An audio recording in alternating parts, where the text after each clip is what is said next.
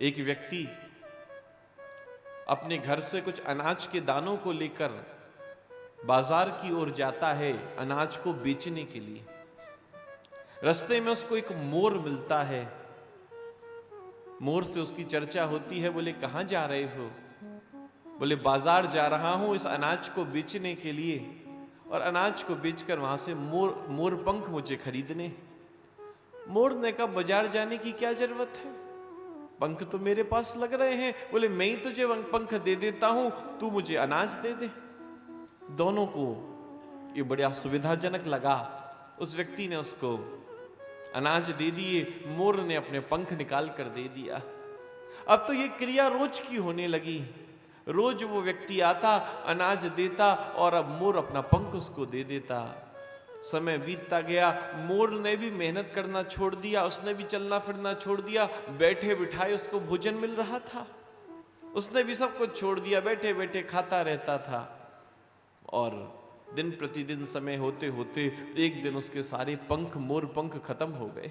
महाराज सब पंख निकलते गए और सब खत्म हो गए। अब स्थिति कैसी हो गई? अब महाराज बदसूरत भी हो गया। मोर की खूबसूरती किससे होती है? बोले उन मोर पंखों से होती है।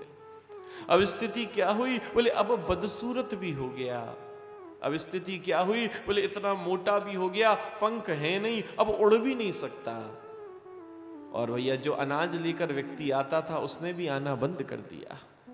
बोले क्यों? क्योंकि भैया उसको तो मोर पंख से लालच था, जब पंख ही नहीं है तो वो आके क्या करेगा? उसने आना भी बंद कर दिया।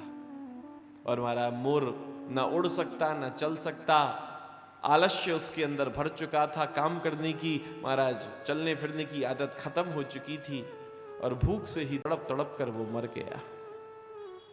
यही स्थिति जीवन की हो जाती है जब जीवन में महाराज हमारा कर्म खत्म हो जाता है, हमारी क्रिया खत्म हो जाती है। इसीलिए कहा निरंतर कैसी भी व्याधि, कैसी भी परेशानी, कैसा भी कष्ट आए, जीवन में प्रयासरत रहो, जीवन में चलते रहो।